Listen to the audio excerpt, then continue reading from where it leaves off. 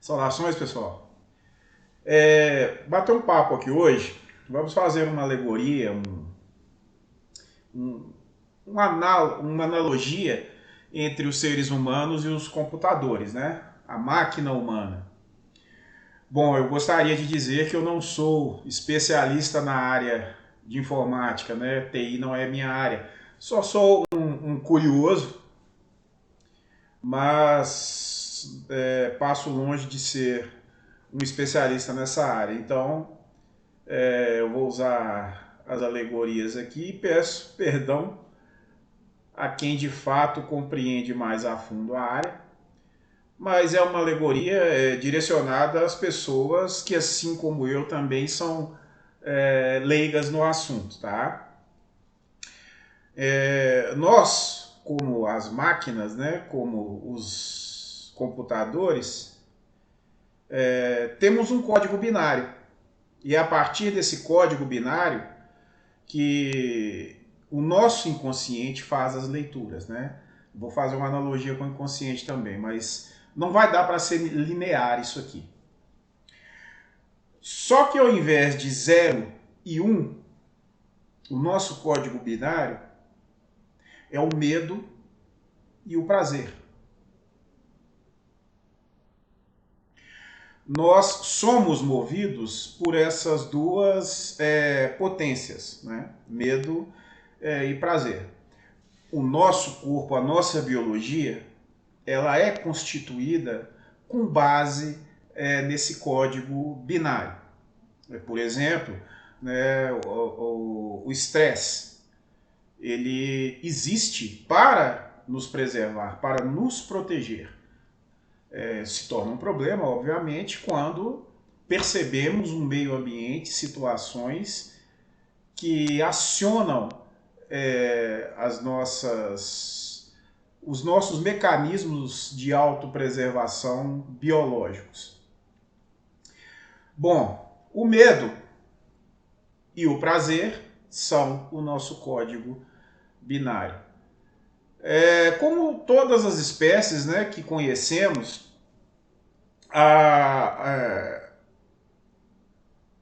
temos a evolução com o único fim de perpetuar, de preservar uma espécie. Então nós temos esses mecanismos para isso. Enquanto o medo nos ensina e nos dá ferramentas para lutar ou fugir, que também não deixa de ser uma forma de luta, o prazer nos proporciona os mecanismos para perpetuarmos a espécie, para mantermos a nossa espécie existindo, né? Vamos colocar aqui no caso de uma espécie sexuada, que é a nossa específica que estamos tratando. E esse código binário, né, com ele também nós vamos criar diversos softwares.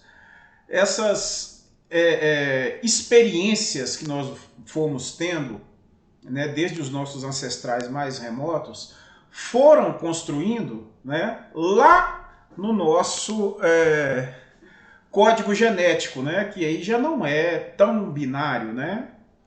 São 4 elementos, né? E que os códons formam pouco mais de 60 combinações, né, de trios que vão produzir os aminoácidos essenciais à nossa vida e por aí vai, mas não vamos desviar do assunto, né? Não deixa de ser um código também baseado, né? Na verdade seria esse código que cria o código binário, mas não vamos entrar aqui. O nosso código binário, o que nos gera características e depois interfere nessa programação específica, né, genética, né, repito, medo e prazer. O medo, ele nos ensina que determinadas coisas são perigosas a nós. E o prazer nos demonstra que nessa situação, o prazer é uma percepção de ausência de perigo. E é nesse momento que a nossa espécie ela pode, de fato, se autopreservar, né? Pode se alimentar, pode descansar e pode copular. Isso ancestralmente. Como nós fomos nos desenvolvendo cada vez mais, nós continuamos com esse código binário, porém ele se tornou muito mais complexo. E como as máquinas, né, como os computadores, ficamos sujeitos a diversos ataques, né? E aí nós temos o nosso, vamos dizer, sistema imunológico emocional, que é o inconsciente. O inconsciente ele é uma mistura de firewall com antivírus. Ele vai perceber características, né, dentro de um processo evolutivo que não são perigosas ou prazerosas e nos levam a ter condutas específicas em relação àquilo. É a fonte do trauma, né? Então nós temos aí como máquinas, né, nós temos vírus e worms. Bom, qual seria basicamente a diferença? Os vírus eles precisam se instalar em alguma coisa, usar uma coisa como base. Por isso se chamam vírus, né? São como os vírus que nos infectam. Né? Eles não possuem metabolismo, eles não possuem aparelhagem celular e necessariamente precisam infectar, que é o processo como se fosse, imaginando que fossem seres vivos de fato, que não são, estariam no momento de procriação, né, se perpetuando. Após a infecção, na verdade, uma partícula viral, somente após a infecção, no momento em que ela acopla, né, na membrana celular do hospedeiro, é que se torna um vírus. Anteriormente a isso, é um vírion. Isso é uma partícula inerte, com potencial infectante. Né? Se ela perde esse potencial infectante, ela não tem perigo algum para o ser humano. Né? Por exemplo, aí na questão do SARS-CoV-2, é uma partícula viral que, com incidência de luz solar, ele resiste muito 15 minutos. Então vamos colocar 20 minutos. Então, se há uma incidência de luz solar, o vírion, né, a partícula viral, se torna não infectante. Por quê? Porque as espículas, né, aqueles espinhos, que são os instrumentos de acoplagem na membrana celular, se tornam inúteis. E se tornando inúteis, não há infecção. É por isso que em alguns casos aí, né, às vezes a gente vê em alguns lugares que foi encontrado material genético do SARS-CoV-2 em todos os lugares, etc. Tal. É exatamente porque a cápsula da partícula já não existe mais, então há contato com o material genético que por si não é infectante. Né? Então não tem perigo nesse caso. Encontrar material genético de um vírion não tem problema nenhum. O problema é quando esse material genético ele sai de um vírus, que é após a infecção. E ele precisa de usar o nosso corpo, né? Especificamente, né, falando dos seres humanos aqui. Ele precisa usar o nosso corpo para ter funcionalidade, para se replicar e ter as suas alterações, as suas mutações. Com os computadores, a mesma coisa. Então, o vírus de computador ele precisa de um programa, ele precisa de uma base de dados para ele infectar e alterar aquilo de uma maneira negativa, que vai atrapalhar o funcionamento do sistema ou de algum programa, enfim. Né? E no caso dos worms, são, de fato, poderíamos fazer uma analogia com bactérias. Né? Elas possuem um metabolismo próprio, distinto, né? Obviamente, o metabolismo das bactérias é bem distinto ao nosso metabolismo, mas enfim, não precisam de um hospedeiro para estarem vivas, né? Ao contrário do vírus, né?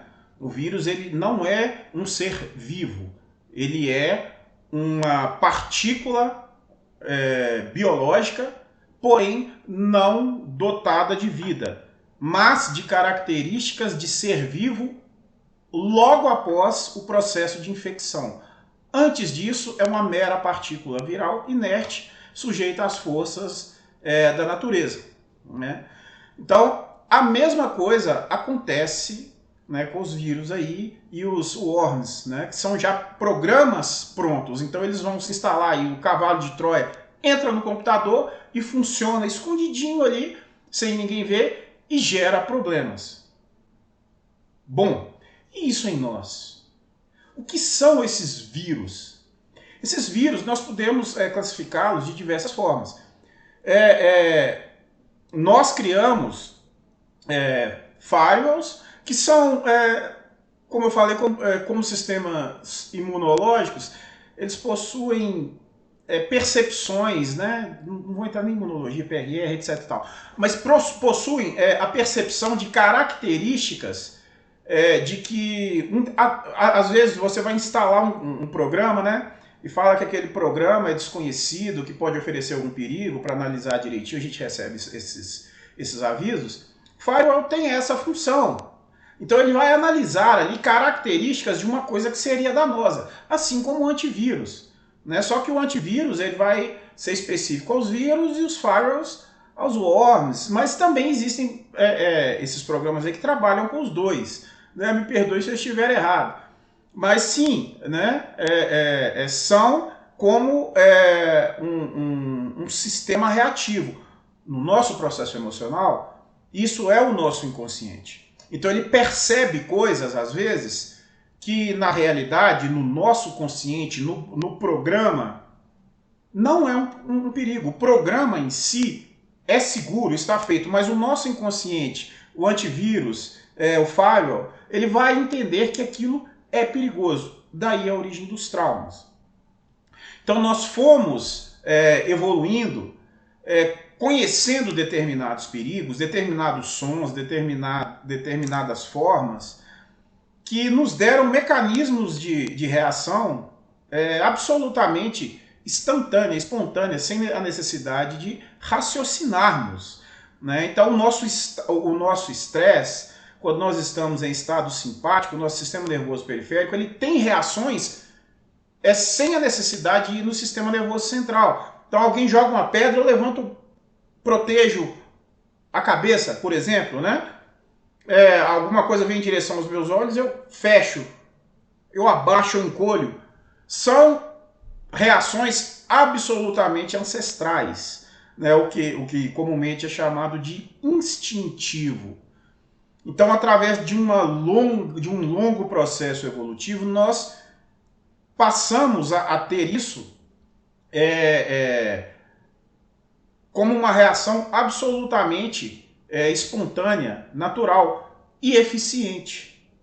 Então, quando nós percebemos no nosso meio ambiente características que nos remetem ao mundo natural, ao mundo ancestral, selvagem, nós temos reações ancestrais e selvagens. Daí o nosso conflito emocional, porque hoje nós temos uma capacidade de raciocínio consciente que é muito mais refinada. Então nós conseguimos compreender que uma determinada coisa não é perigosa, mas o nosso inconsciente, o firewall e o antivírus estão ali bloqueando as nossas ações.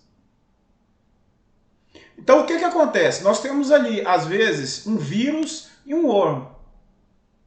E deixa eu dar um exemplo aqui. Uma pessoa que venha sofrer um acidente, né? Eu gosto desses exemplos bem simples, e ela passa a ter medo de viajar, né? Em dias chuvosos, onde foi o acidente. Então ela fica traumatizada. Por quê?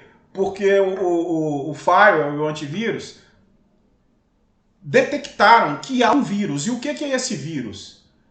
Esse vírus, de fato, no inconsciente, é um alerta de que determinada situação é um perigo.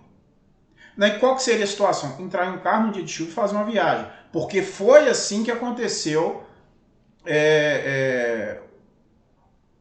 o evento, né, o acidente, que gerou o trauma, a causa do trauma. Então passa a existir um gatilho. E o gatilho é o quê? A percepção do perigo. Qualquer coisa que lembre esse perigo leva a reações que o sistema todo é danificado. Então o sistema ele trava, o sistema ele desliga, né? Em uma crise de pânico, por exemplo, é o sistema desligando.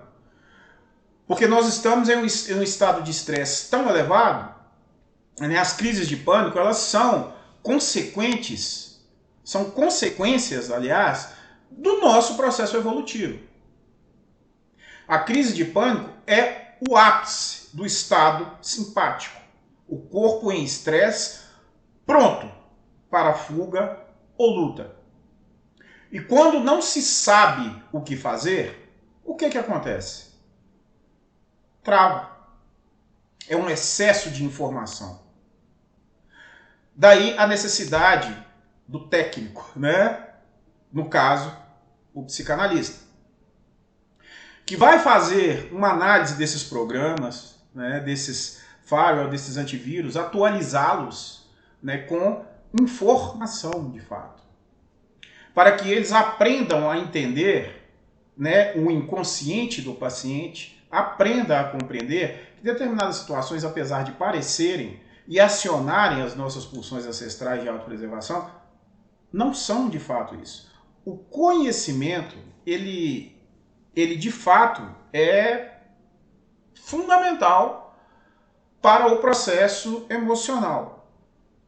Então, pessoas que têm sérias crises de pânico, elas as têm porque elas seriam, em um estado selvagem, extremamente eficientes, eficazes como sobreviventes. Teriam uma descarga de norepinefrina, de epinefrina altíssimas. Teriam capacidade de lutar e de fugir muito boas, né?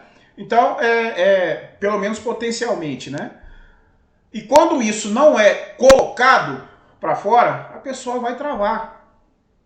E ela tem que jogar isso para fora, né? Ela é uma panela de pressão ali, cheia de potência. Ela tem que colocar isso para fora. Ela vai chorar, ela vai tremer. É normal. A única coisa que de fato vai curar isso é o conhecimento.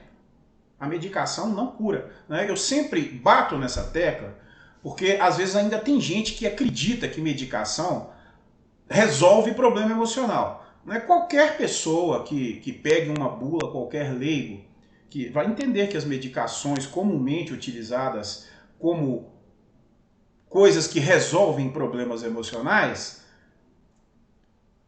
no máximo, são seguras 2 meses de uso, 3, quem sabe. O aumento disso é muito perigoso. Tá? Tem diversas consequências. E comumente isso não é falado para as pessoas. Tem pessoas, às vezes, que nem sabem disso. E se sentem bem. Né? Acham que esse travamento das pulsões ancestrais, dentro de um contexto meramente biológico, é suficiente. Não é. Porque as pulsões, elas continuam. Né? Há uma retenção biológica. Apenas. Então, as medicações elas devem ser utilizadas somente em momentos, em situações extremamente graves, de crises, né? Onde, por exemplo, um cardiopata pode ter problemas sérios, então ele pode ser medicado, deve ser medicado. Mas utilizar medicação para isso, não. Não e não. Né? A psicanálise é absolutamente contra isso, e eu também sou, obviamente, né? E não resolve, tá? Não resolve. O que resolve é informação. Somos máquina humana. Então nós precisamos de ser reprogramados. Nós precisamos de sofrer reprogramação. Não é simplesmente ligar ou desligar o computador, né? Porque é isso que acontece com a medicação. Você é desligado em um momento. Você é despotencializado. Às vezes desinstala um programa, mas o vírus continua ali. O malware continua ali. E ele vai gerar problema em todo o sistema. O que vai alterar isso é a retirada. E essa retirada é através de reprogramação, de informação e, em muitos casos, um formate, né? É quando nós vamos fazer uma endotomia, né, na psicanálise. Nós vamos chamar assim comumente. Já tem outros nomes, depende aí. Mas, enfim, nós temos um imago, que é são as partes que nos constituem, partes consequentes das nossas experiências.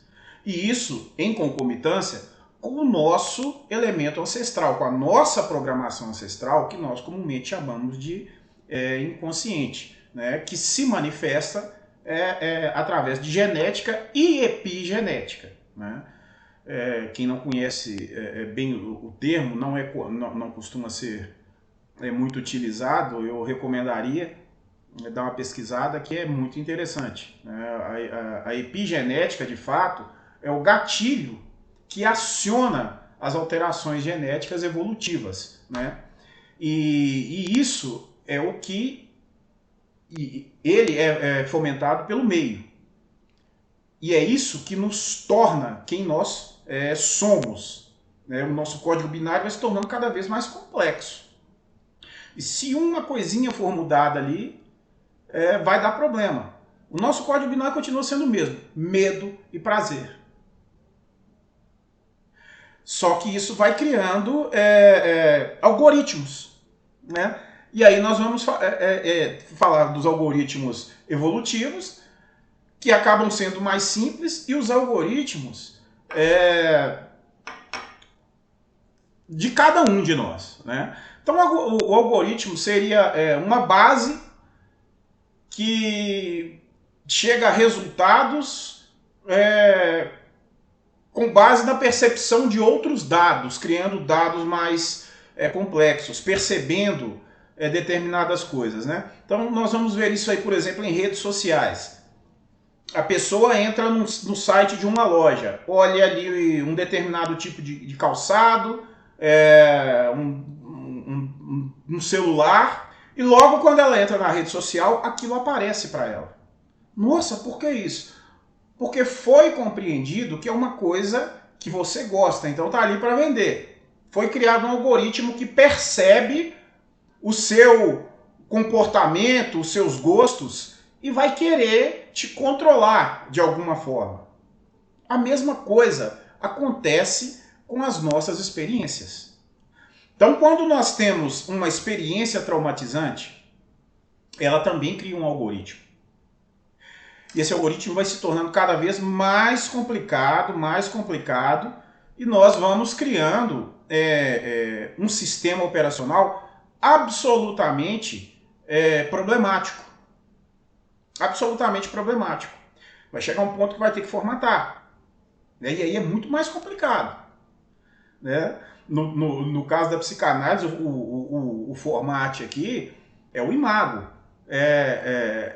A retirada de uma coisa ruim da pessoa. Mas essa retirada não é retirar a coisa. É a retirada das consequências dessa coisa. É saber lidar com ela. Não se tira experiências. Apenas se tira as consequências ruins dela. Não se esquece. Se domina. E quanto mais permitimos algoritmos, pior fica todo o nosso sistema. E aí, algumas pessoas vão querer colocar esses aplicativozinhos aí baratos ou gratuitos, né? No caso, a medicação, achando que vai resolver o problema. Então roda aquilo ali no computador ali, nossa, ficou mais rápido, puxa, limpou, e de repente o computador nem liga mais. É assim que nós somos máquinas. Informação, nesse sentido, é o que resolve a máquina. Remediação, não. Nós precisamos, em alguns casos, como eu falei, o ser humano ele pode usar a medicação para evitar danos consequentes de consequências emocionais, como uma crise de pânico em um cardiopata. Né? Então ele deve ser medicado ali para evitar um problema maior. Mas essa medicação não vai resolver problema algum. Como a indústria farmacêutica gosta aí, até alguns profissionais de saúde, eu não sei por que acreditam que eles podem resolver problemas emocionais através de medicação. Inclusive, muitos até se medicam e com o tempo percebem que é inútil. Vão ter que alterar dosagens e, de fato, não se usa medicação desse tipo por mais de 2 meses, 3 meses. É muito perigoso. A automedicação é pior ainda. E isso hoje é uma coisa extremamente comum. Eu já tive pacientes aí com 8, 10 miligramas, por exemplo, de clonazepam e já não tinham efeito algum. Porque isso é autopreservação. O corpo ele quer solução. Ele não quer remediação. O corpo reage à medicação e chega em um determinado ponto que ela deixa de ser eficiente. Porque a eficiência dela é fugaz e aparente. Ela vai afetar o nosso estado simpático. Ela vai tirar o estresse e a pessoa, nossa, eu estou relaxado, eu estou bem, dormi bacana e tal. Mas a potência continua ali. O elemento ancestral, o elemento genético e epigenético provocador de uma reação de autopreservação. É isso que tem que ser tratado, com novas informações, através da análise, através do conhecimento. É com conhecimento com C minúsculo que nós ampliamos o conhecimento com C maiúsculo, que é o conhecimento geral, onde não existem áreas que se separam, é tudo uma coisa só. Mas a coisa é tão ampla para a nossa pequenez humana que nós precisamos de separar isso em áreas. E é o conhecimento que nos gera autoconhecimento e a capacidade de autogestão. E é aí que nós nos curamos dos vírus e dos worms. Porque nós melhoramos atualizamos os nossos antivírus, os nossos firewalls, e conseguimos reagir melhor, filtramos melhor o que é perigo real e o que não é. E automaticamente nós colocamos, programas melhores e nós temos reações melhores a determinadas reações. O nosso código binário continua ali se baseando em medo e prazer. É por isso que nós devemos atualizar as informações a respeito do que é medo, do que é prazer para nós, sobre as consequências disso. E é assim que nós vamos atualizar os nossos protetores de sistema. Nós somos máquinas. Não adianta tentarmos improvisar como algumas pessoas querem fazer com o computador, fazer gambiarra. O sistema pode entrar em colapso. E de igual forma como computadores, os softwares precisam de hardwares que sejam eficientes. Eles precisam ser bons ou pelo menos bem cuidados, Então não adianta você deixar ali a sua CPU imunda de poeira, não passa uma borrachinha ali na memória de vez em quando, Dar uma soprada, levar ali no posto e tal. Não dar cacetada no HD, Colocar filtro de linha. Porque, como nós, às vezes as pressões externas, as energias, as forças, elas têm que ser filtradas. Não pode chegar de uma vez, não, que arrebenta o sistema, não tem processador que aguenta, não tem HD, não tem nada que vai aguentar isso. Então nós também precisamos cuidar do nosso hardware. Atividade física.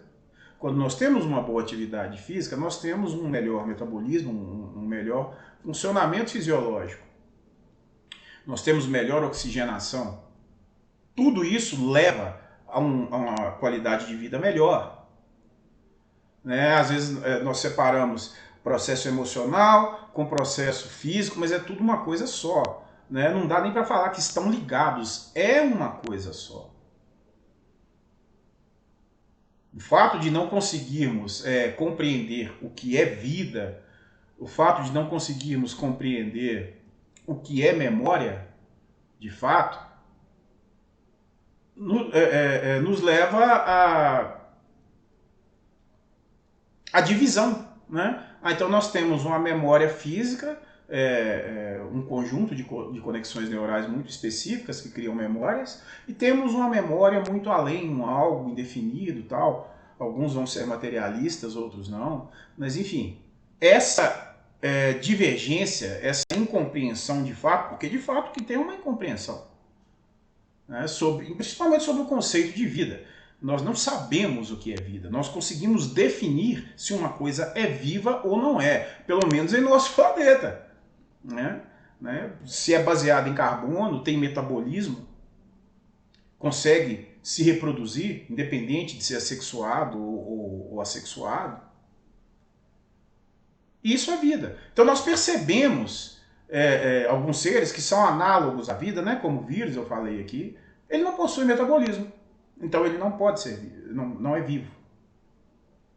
Então não é porque tem base de carbono, porque, enfim, tem material biológico que é ser vivo, não é? Um aminoácido é bioquímica, mas não é porque é bioquímica que é vida, né? Inclusive saiu na mídia aí há pouco tempo atrás que estavam construindo vida em laboratório, né? Por causa de aminoácidos, mas enfim, né? Não dá nem para discutir.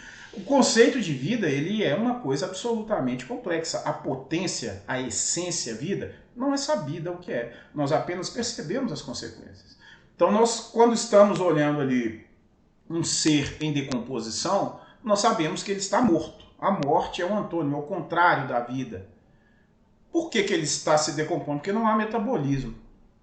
Se não há metabolismo, né, nós somos programados para a morte, né? A lise celular, então ela vai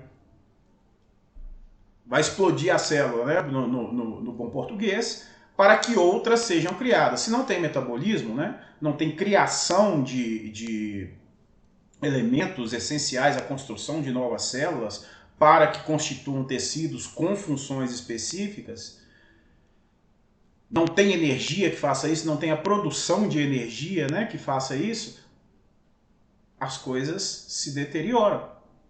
É aí que está a morte. Né? E aí some a consciência, né? Que é uma outra coisa extremamente complicada, porque consciência ela não necessita de fato de tecido neurológico.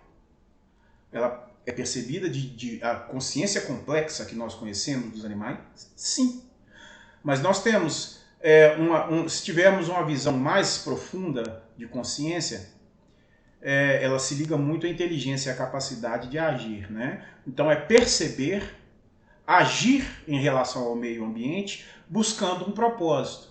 Então, bactérias têm isso. Até um vírus que é análogo à vida tem isso. Né? Então ele sabe como reagir às questões ambientais. Ele tem uma percepção, uma consciência menos refinada. É automática, ela é transmitida nas gerações. Isso vai alterando de acordo com os perigos, né, dentro desse código binário, porque todos os seres vivos estão dentro desse código binário. Medo e prazer. Né? Então, por isso, por exemplo, os vírus, né, as partículas virais, sofrem alterações constantes, né? Mutações e recombinações, né? Sofrem alterações genéticas. Às vezes elas sofrem meras recombinações e se espalha por aí que houve uma mutação. Né? Uma mutação é bem mais complexo do que uma recombinação. E uma recombinação, às vezes, ela gera bastante diferença no ser que possui isso, né? Essa recombinação genética. Né? E isso aí também vem as questões da epigenética, que vão acionar e desacionar mais ou menos, né, fazer funcionar mais ou menos, ou acionar ou desacionar determinados genes que vão continuar ali, né, que já estão presentes nos seres. Né? Até por um tempo atrás aí se usava, enfim, não vou entrar aqui, senão vai complicar também, já pulou para a genética. Mas a consciência, ela está, de fato, dentro do aspecto genético. A percepção consciente refinada no sistema nervoso. E é aí que está o grande problema, o grande conflito, né? No nosso caso. Quando nós temos uma consciência ancestral, que nós chamamos de inconsciente, é exatamente o que eu acabei de falar, é isso aqui é o nosso inconsciente, essa capacidade de consciência ancestral reativa. Então nós reagimos àqueles perigos análogos às questões ancestrais. Então, me perdi um pouco. Agimos nessas questões análogas aos perigos ancestrais. Nós temos essa memória comportamental ancestral que é inconsciente, né? É uma reação de autopreservação. Então o meio nos provoca a ter determinadas ações físicas para nos autopreservar. Enquanto o consciente refinado, nosso sistema nervoso central, ele nos dá a capacidade de lidarmos com a percepção do tempo, né? Então nós conseguimos ter visualizações de situações em diversos tempos, de lembrarmos, de imaginarmos, né? Criarmos imagens mentais. Nós brincamos com o tempo na nossa mente. E é aí que está o grande conflito, porque nós temos informações que nos demonstram que uma determinada situação não é perigosa, mas a nossa consciência ancestral, que é o inconsciente, está nos dizendo que aquilo é um perigo. E aí nós temos aqueles gatilhos, né? Que dentro desse caso, dentro de um contexto social, nós também vamos ter vírus e vamos ter worms. Nós vamos ter vírus quando nós permitimos que as pessoas se infiltrem em nossa consciência, em nosso caráter, em nossas condutas. E aí nós temos o worm, aquelas pessoas que ou nos dominam muito ou as nossas próprias decisões ruins. Né? Porque aí já é por si. Não precisa de uma segunda coisa, ela não precisa de ter uma base. Então aí nós precisamos de quê? Mecanismos de defesa. Né? Porque isso vai formar firewalls e antivírus. Porque isso vai formar algoritmos. E esses algoritmos são a nossa, o nosso comportamento que vai se somando. Então nós temos um comportamento ruim, ele se soma a outro, e quando nós assustamos, nós temos uma personalidade extremamente complexa, porém com diversos elementos que estão danificando o sistema. E quando nós temos ainda um hardware ruim, né, isso é uma pessoa que não cuida da saúde física, trocando em miúdos, isso se torna muito pior. Porque nós não somos biologia e emocional, psicológico, psíquico, chamem como quiser. Nós somos uma coisa só. Nós precisamos estarmos bem para funcionarmos bem. Psicologicamente bem para funcionarmos biologicamente bem. Biologicamente bem para funcionarmos psicologicamente bem. Então nós precisamos das duas coisas. Ainda existem pessoas que acham que é bonito ser sedentário. Eu não entendo, até hoje eu ainda vejo pessoas com argumentos, eu não posso dizer algo diferente de ridículo, né? A pessoa inteligente, ela não precisa de fazer esforço físico. Olha, se a pessoa é inteligente sem fazer uma atividade física, sem fomentar as atividades neurais, ela realmente, se fomentar, seria um gênio, né? Mas é bem ridículo esse tipo de coisa, né? A atividade física ela é extremamente importante para a saúde e para o funcionamento da nossa mente, né? Das nossas ideias, do nosso processo neural, da nossa saúde, a oxigenação, o ar puro, contato com a natureza, isso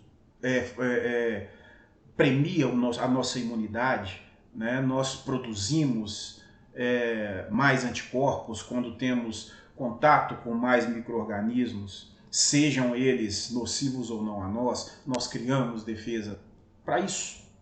Isso também é ancestral.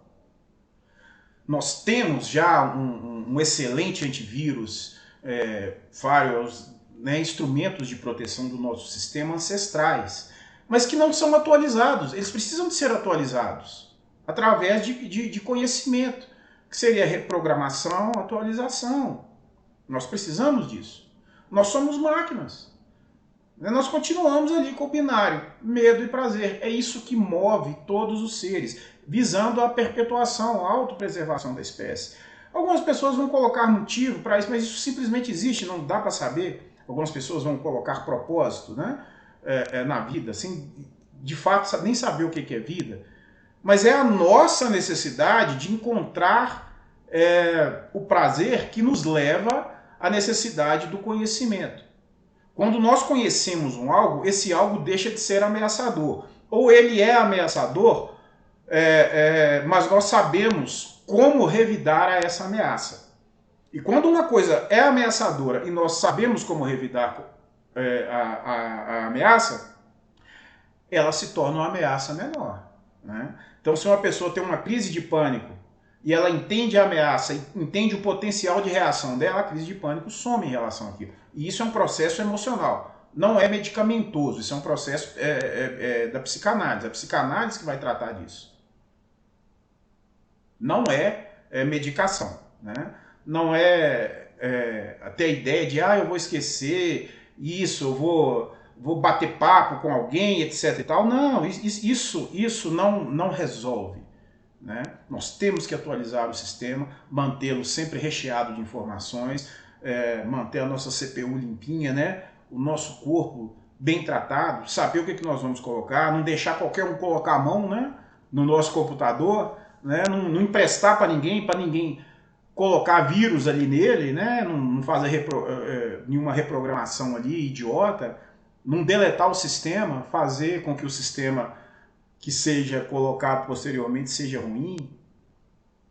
Então nós somos essa máquina, né? É a analogia que eu queria fazer aqui. Nós precisamos sempre estar cuidando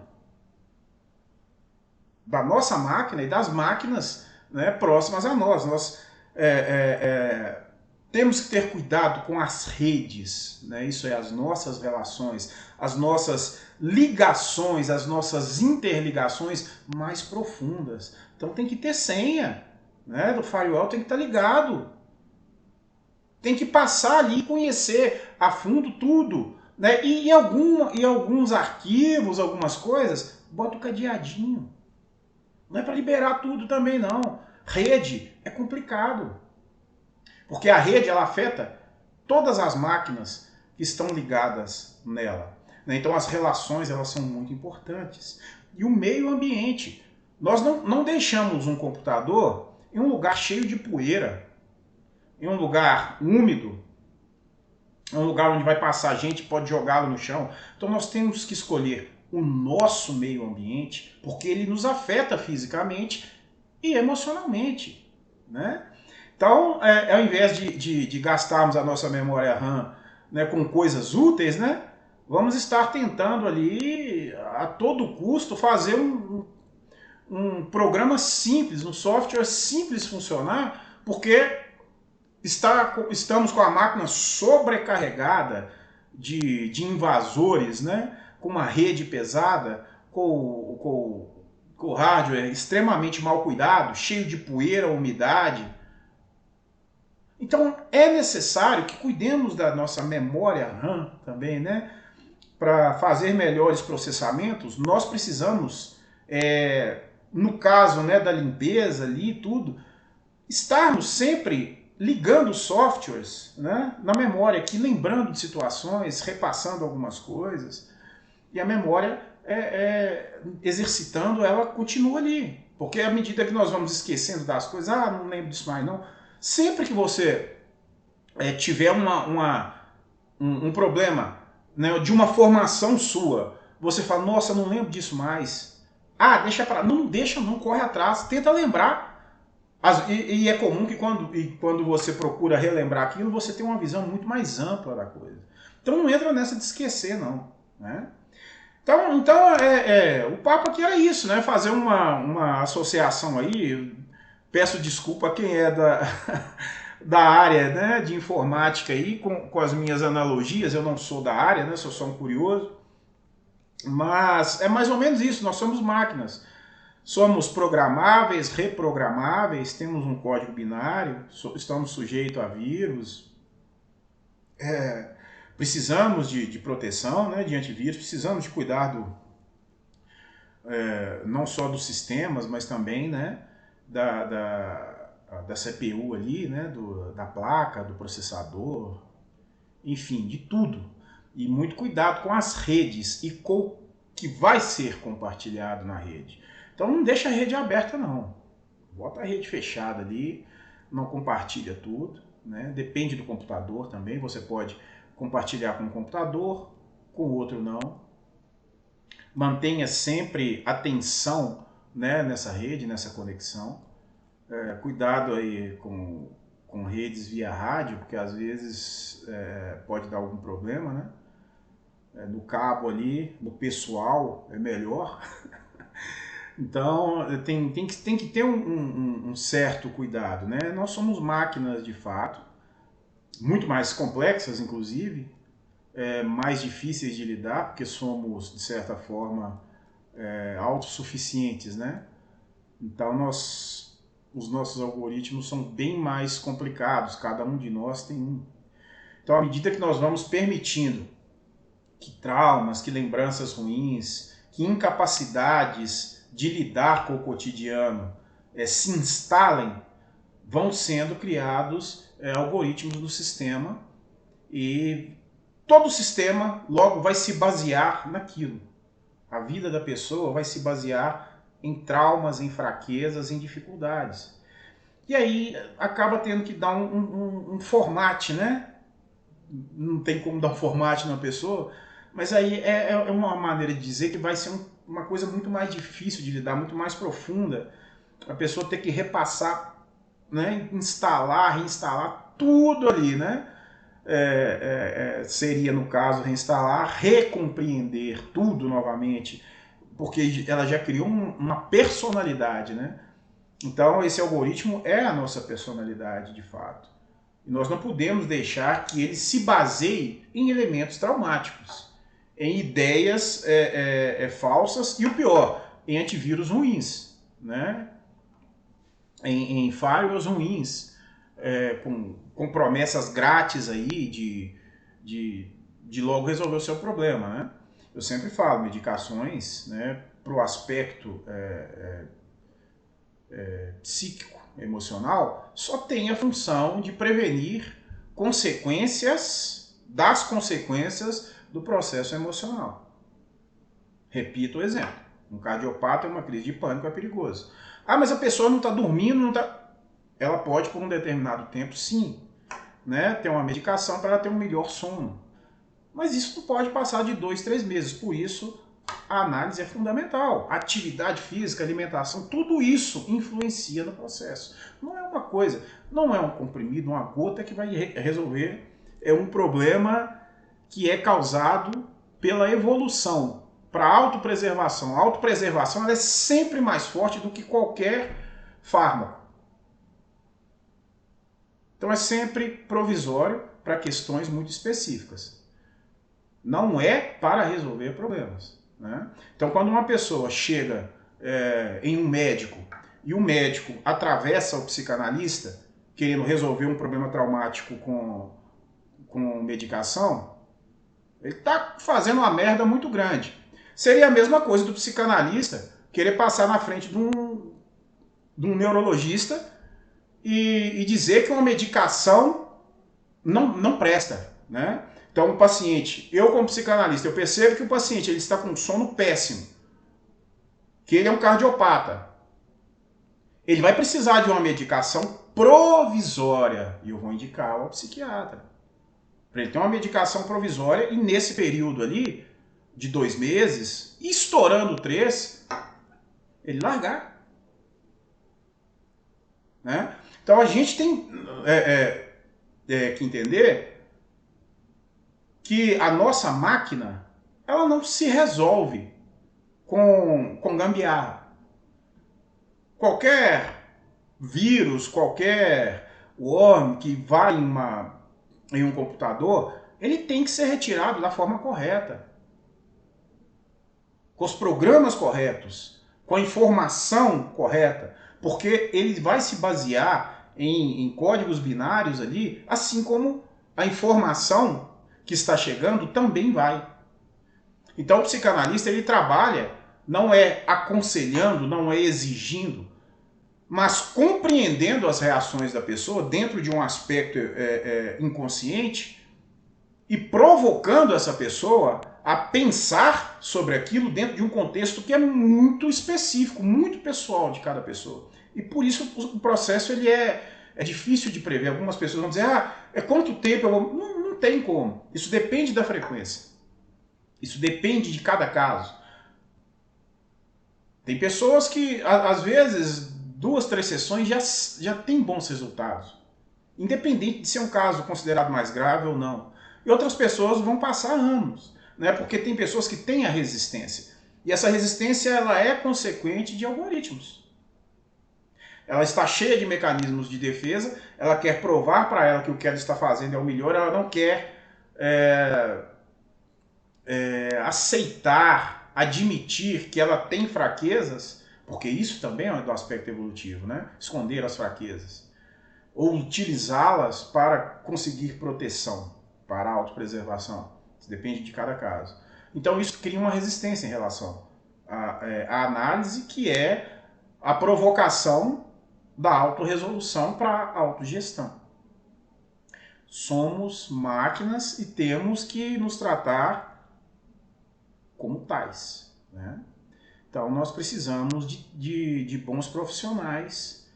E não adianta, né, uma pessoa que não tem a mínima noção de informática, o computador começa a dar um problema ali, começa a ficar lento, começa a aparecer umas coisas esquisitas, desliga de uma hora para outra, tela azul, né, enfim. Aí a pessoa vai e vai no Google ali pelo celular e vê uma coisa errada ali, tenta fazer, piora a situação. Ela vai piorando o sistema à medida que ela tenta instalar alguma coisa, fazer uma determinada ação que não vai resolver nada, talvez vai piorar. Então ela precisa de chamar o técnico. E o técnico vai chegar ali, às vezes uma coisa extremamente ruim, às vezes ele roda ali um ScanDisk, ele resolve a coisa. Ou às vezes ele fala, não, já está grave demais, aí vamos reinstalar aqui e tal, vamos fazer acontecer aqui, mas resolve o problema, né? Então, como toda máquina, é necessário que um técnico faça uso, né? Para melhorar a situação dessa máquina, né?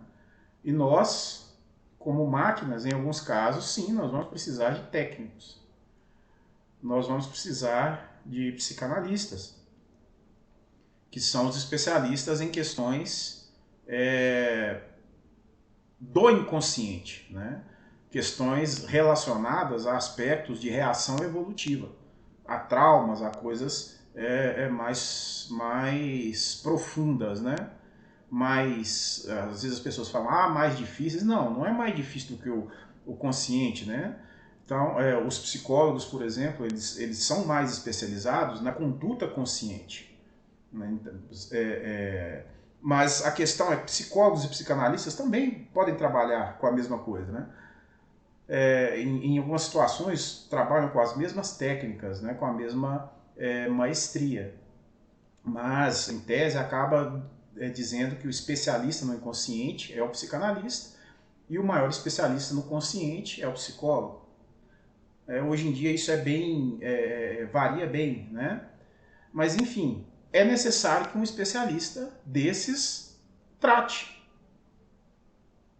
E em muitos casos, às vezes vai falar, não, você procura o outro.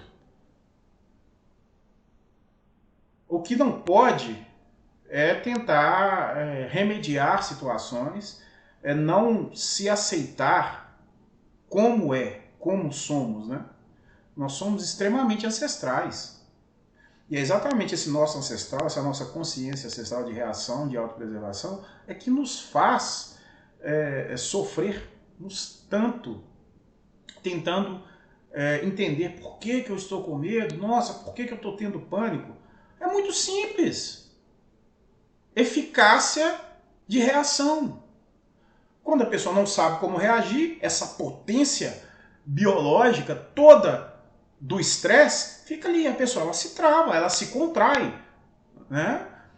Então todo o processo de funcionamento simpático, né, de estresse, ele leva à contração muscular, batimento cardíaco mais acelerado, liberação de fezes, né? Na verdade, liberação do esfíncter involuntário, né? Então, às vezes, o povo fala, cagão. Exatamente porque o esfíncter involuntário, ele se abre só o voluntário. Se o cara não segurar, né? Por isso que a gente brinca, travou, né? Travou o trem aí, né? Porque senão vai sair. É uma reação involuntária para a evolução, que a evolução nos deu.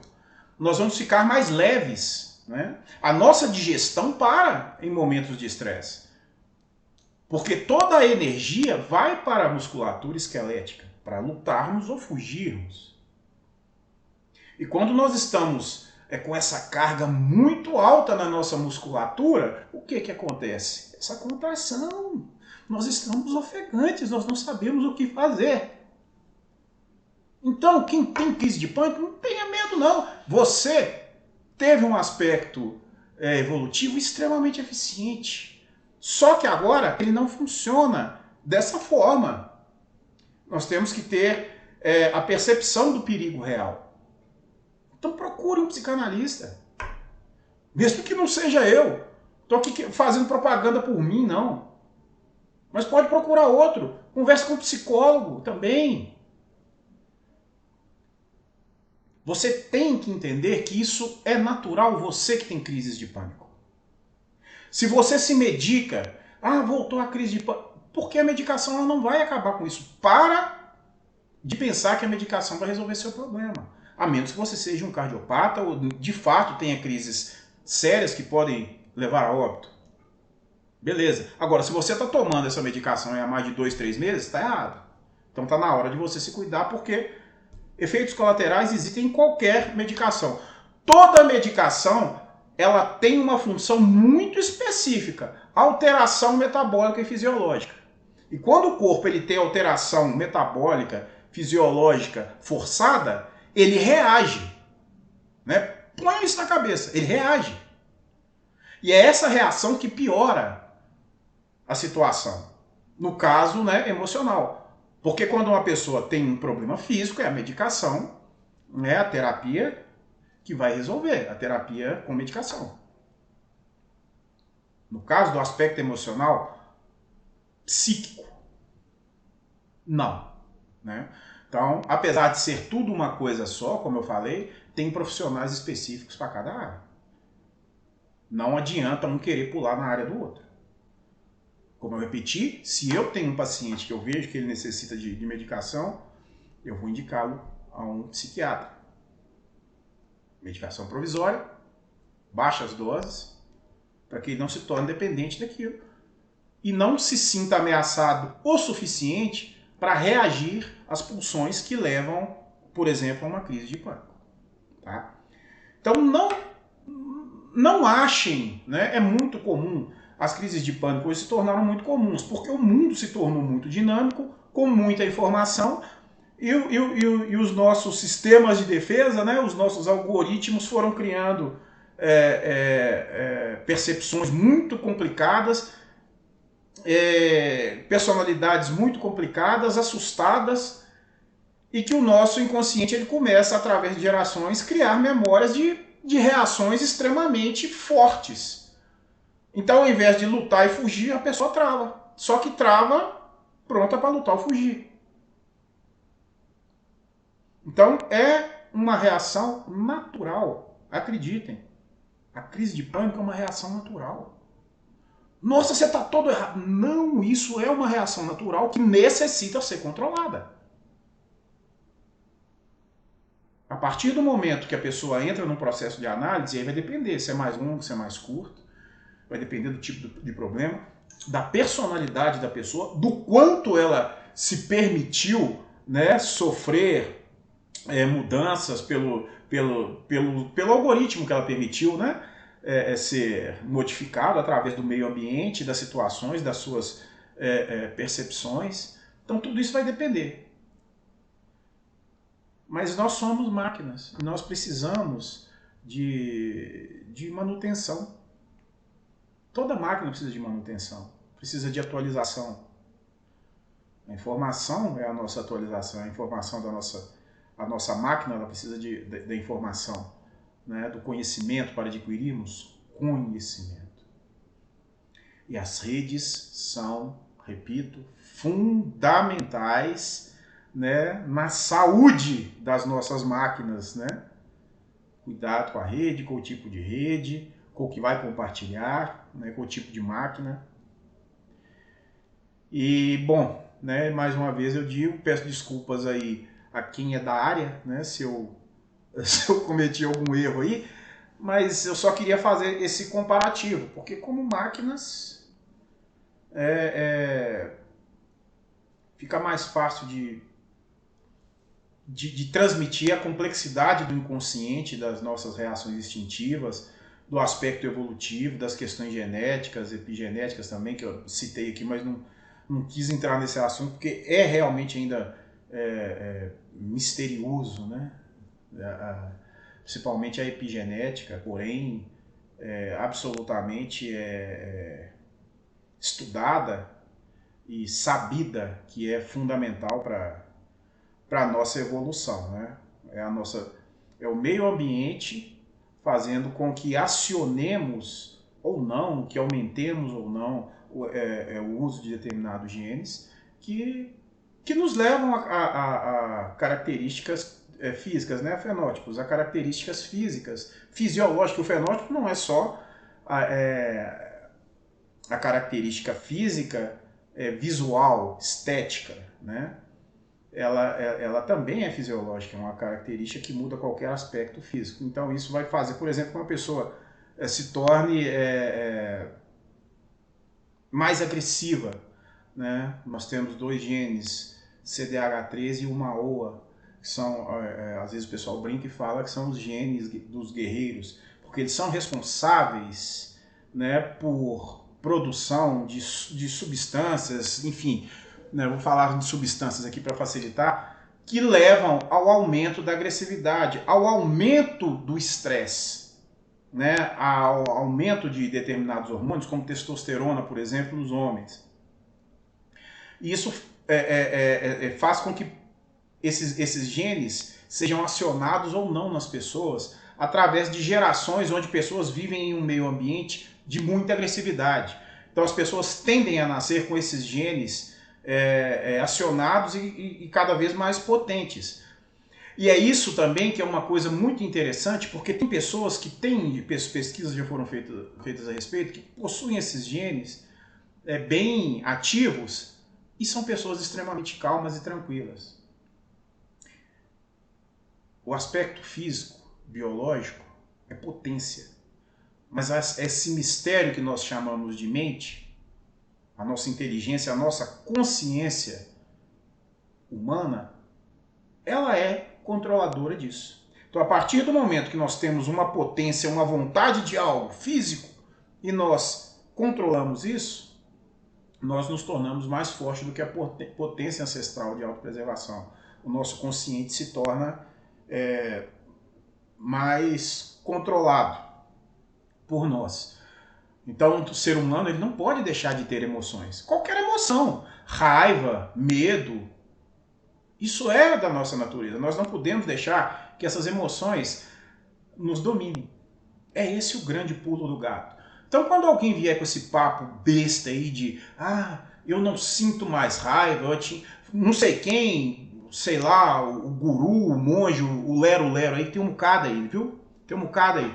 Tem gente que não gosta quando fala, né? Mas, enfim, né? É aquela coisa, né? Cada um é livre para pensar do jeito que quiser, né? Então tem gente que gosta de respostas simples, amplas, vazias e que levem a uma sensação de prazer, que é algo ancestral que nós buscamos. Então quando a pessoa ela se vê ali com um desses gurus aí, tá cheio por aí, né? Eu sou careca, mas não sou guru não, tá, gente? Barbudo também, mas não sou guru não, sou psicanalista.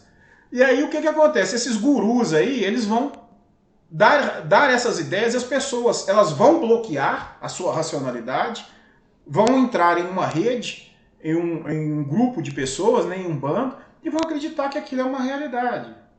Então as pessoas vão dizer que elas não se importe com o que acontece ao seu redor. Mantenha-se calmo e tranquilo. E você vai atingir a iluminação. Porra nenhuma! Tá? Porque o meio, ele sempre vai interferir nas nossas emoções, no nosso processo biológico de uma maneira geral. Conversa furada. Ah, porque isso a pessoa se torna iluminada, ela se torna boa. Mentira! Olha uma coisa que bacana, né? Para reflexão. Vamos imaginar essa pessoa perfeita, dita, iluminada, né? O grande sábio, blá, blá, blá, blá, blá. Os lero-lero que tem aí, estelionatário, que levam as pessoas aí a terem diversos problemas emocionais, psíquicos, e depois viram as costas, né? E aí responsabilizam a pessoa. Você não teve a determinada fé, a energia não fluiu bem em você. Porra nenhuma, o cu de quem fala isso. Nós precisamos de todas as emoções humanas, sim, nós só precisamos de controlá-las. É simples. Voltando aqui, a pessoa que atingiu a iluminação e nada ao seu redor a afeta. É uma pessoa iluminada. É uma filha da puta, imaginando uma pessoa que chegasse a esse nível. Então olha só, uma pessoa que passa na rua, vê uma crueldade, uma criança passando fome, uma pessoa sendo espancada, um idoso, um animal sendo esquartejado vivo ali, sofrendo, e o que que ela faz? Cheia de luz, nada ao redor me afeta, eu continuo bem. Isso é uma pessoa escrota, isso não existe. Vai ter uma afetação. Ah, o sociopata é assim. Não. Nem o sociopata consegue uma proeza dessa de não se afetar emocionalmente. Né? É uma condição emocional distinta que nós psicanalistas comumente nós não gostamos de dar nomes a monstros porque isso dá características de comportamento e isso leva muitas pessoas a terem esses comportamentos voluntariamente. Né? Então a pessoa ela pode ser diagnosticada como sociopata, mas ela não é sociopata de fato. Ela escolheu ter aquele comportamento e através de vírus, de redes erradas, ela passa a ter aquele comportamento ali. Mas se for olhar um pouco mais a fundo, nem precisa ser tanto, ela só foi infectada. Né? E aí é a hora de retirar. Então a gente prefere, eu particularmente, né, às vezes chega para assim, eu fui diagnosticado com isso, com aquilo, eu falo, isso é coisa da psiquiatria. Aqui nós vamos olhar o seu caso e nós vamos tratar do seu caso com terapia. Então esse negócio de característica, né, obviamente que existem alguns pontos que são ancestrais, mas o comportamento consciente como característica costuma ser uma mão de obra danada que às vezes a gente recebe, porque a pessoa já se auto-treinou a ser determinada coisa, às vezes com a necessidade de chamar a atenção, de se sentir mais segura, enfim. Né? Mas essa coisa de ser perfeito, isso não existe emocionalmente perfeito, né? De não ser abalado pelas condições do meio. Toda máquina vai ser abalada, toda máquina é desgastada, e nós somos essas máquinas. Sempre vamos sofrer. Então, cuidado com essa ideia da perfeição, né? Da felicidade. A felicidade ela não existe. A felicidade é um estado de ausência de atribulações emocionais oriundas do meio ou até já internas que foram provocadas pelo meio de alguma forma em um passado e que é a ausência disso. Então você se sente bem, com prazer constante. Isso seria felicidade ao longo da vida. Nós temos isso, mas em momentos que nós chamamos de momentos alegres. Então nós estamos alegres ali, naquele momento, rindo, brincando, sem atribulações, em paz, em paz, a percepção da dinâmica, que existem coisas boas, ruins, neutras, que cada um tem uma percepção dessas coisas, e nós estamos bem porque nós aprendemos a reagir a essas situações. Em alguns momentos a pessoa fica triste, ela fica puta da vida, então ela não se equilibrou. É aí que tá. O equilíbrio precisa dos dois pontos. Né? Então, eu, ser humano, tem hora que eu tô puto, tem hora que eu tô triste, tem hora que eu tô alegre, tem hora que eu tô cagando e andando, né, no processo da vaca. Eu só não vou deixar que isso afete outras pessoas. Esse também é o outro pulo do gato. A pessoa tá triste, eu dei uma má resposta porque eu tô triste, você não leva a mal. Levo a mal sim, não foi eu que causei sua tristeza. Se eu puder te ajudar, beleza. Se não, vai descontar suas raivinhas lá na puta que te pariu. Não precisa nem de falar isso, né, gente? Claro. Mas, né, em algumas situações é assim que a gente acaba tendo que falar. Porque a reação violenta, ela só vai em direção a quem não revida. Então, tenham isso em mente. Se você entra num relacionamento com alguém, um relacionamento amoroso, né? E o homem ou a mulher, seja um relacionamento heterossexual, bissexual, homossexual, não interessa. Se a outra parte for agressiva, sem motivação, revide e demonstre que existe um limite ali. Fala, peraí, se eu posso te ajudar com alguma coisa, beleza, agora não vem descarregar em cima de mim não. Né? Porque normalmente as pessoas elas dizem, né? Tem essa outra falácia aí também, né? Nós descarregamos as nossas raivas nas pessoas que nós amamos. Porra nenhuma! As pessoas descarregam raiva em cima de quem não revida. Quer um exemplo bacana aqui? A pessoa está no seu trabalho. Né? O chefe. O que o chefe pode fazer? Mandar a pessoa embora. Mandou a pessoa embora, está desempregada, não vai ter nada. Né? Que seja necessário dinheiro. No material nós precisamos. Então a pessoa não quer ser mandada embora. Então ela está pé da vida com alguma coisa. O chefe chega, xinga, humilha, debocha, a pessoa faz até a cara ruim, mas não fala nada. Aí chega em casa e vai descontar em quem ela ama. Porque a pessoa ali, ela não tem o hábito de revidar, de xingar, de brigar, de bater o pé e falar, opa, parou. Parou. Foi seu chefe que te encheu o saco? Volta lá e reclama com ele. Eu não fiz nada pra você. Eu tô aqui pra te ajudar. Ficar do seu lado nos momentos difíceis. Sou para-raio, não. Então tem que se impor. Não tem que falar, deixa que a pessoa tá com raiva. Não deixa não, porque isso aumenta. E em muitos casos isso se torna violência física ou violência emocional. Porque a pessoa vai entender, poxa, eu tenho um pinico ali para jogar toda a minha merda emocional em cima. Então quando a pessoa te achar com cara de pinico para jogar merda emocional, seja um pinico reativo. Devolva a merda na pessoa. Né? Tenha uma reação a essa pessoa e fala, opa, parou. Parou. Eu provoquei alguma coisa em você? Porque a minha vida é tão inferno. A sua vida é tão inferno? Eu sou responsável pelo inferno na sua vida? Tente dialogar, mas também seja firme. Porque a partir do momento que nós permitimos uma invasão dessa, é como uma máquina sem um antivírus, sem um firewall.